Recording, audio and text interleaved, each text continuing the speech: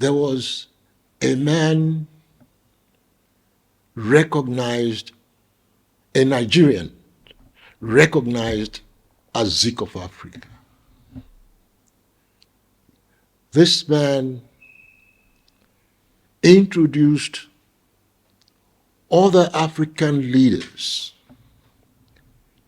in the struggle of emancipation, whereby he took most of them out of their countries and they went with him in search of the golden fleece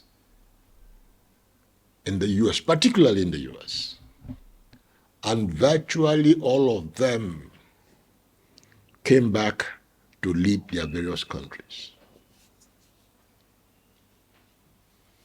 Name them from Ghana to Zambia to Tanzania to Senegal to Cote d'Ivoire. He was instrumental. A Nigerian. So people saw Nigeria, when we became independent in 1960, great hopes. Became a republic in 1963, excitement. Now, people will start to tell you the military intervention brought corruption here, corruption there. All right.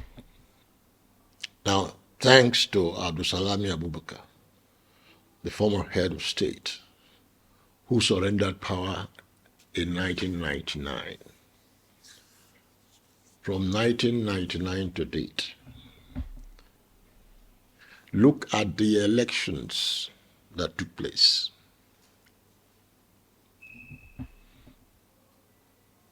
The 1999 elections, it was challenged. 2003 was challenged. 2007, where I participated, I ran with the former vice president. I was his running mate, Atiku Abubakar, GCON, against Yaradua and Jonathan.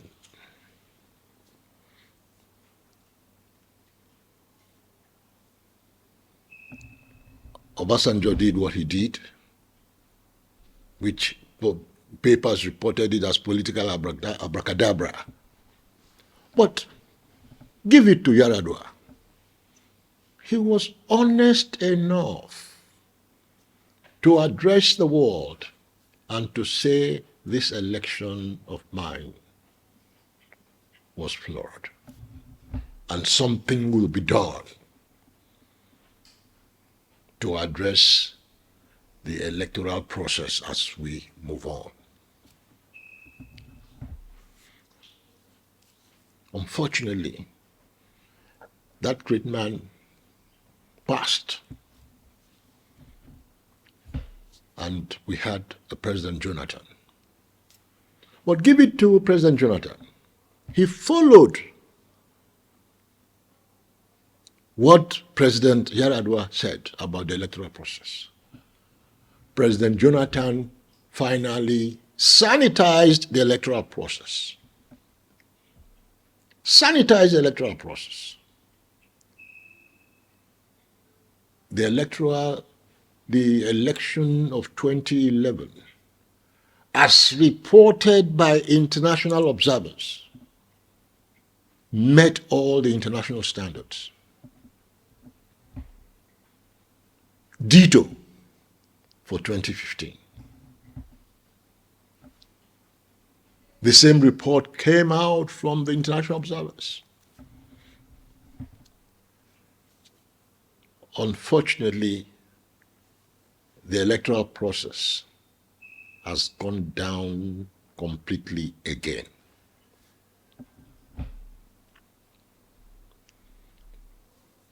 I'm not a lawyer, but I've worked very closely with many Nigerian lawyers, particularly my good friend, my late leader, Dr. Tunji Braithwaite. His thesis, his PhD thesis, he did a work called Jurisprudence of the Living Oracles, where he submitted that the law is not an ass. It is the man that is the ass. That was his submission in the Jurisprudence of the Living Oracles. I am sticking myself to where we are at 63. When we started as an independent nation to Republican, I talked about the Zik of Africa, what he did for Africa, and what those he helped came to do for their various countries. These are all matters that can be, researched on or referenced. In the Second Republic, one of the major political parties then was the NPN, National Party of Nigeria.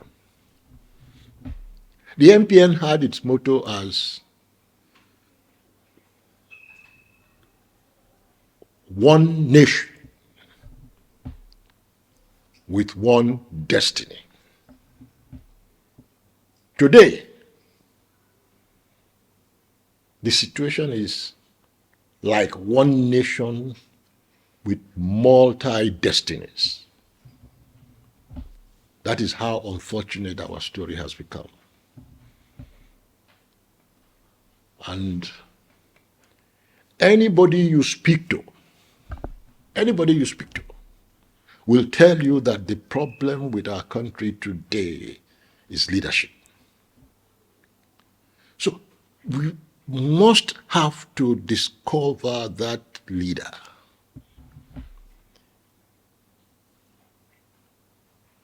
We who are in politics have a duty to discover the true leaders to come and take charge of this country. You cannot lead a people by false life, by false behavior, by false attitude. A leader must be credible. A leader must have integrity. A leader must be transparent. A leader must be accountable to the people. A leader must be prepared to take responsibilities. A leader must be willing and able, ready to mobilize the people. The Nigerian people need to be mobilized in the right direction. That is the fastest way by which you can rise to become the leader of the continent. And God has blessed this country in such a way that there is no state that does not have one resource or the other, in which some countries even use to become great. The country is so well blessed, but the practice of true federalism is just not there. That's why people commonly say to you that we are yet not a nation.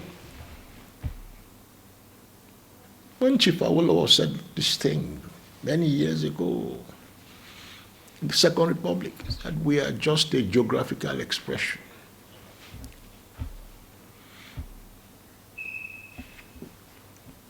In 1983, after the elections of 1983, and the NPN won the elections and said they had a moonslide and landslide victory, your senior colleagues went and interviewed the same sage, the great Chief Awolowo. What did he say? He said, I pray that I'm not going to go to court to challenge this. But I pray that Nigeria will one day know democracy, but not in this fashion, not in this manner.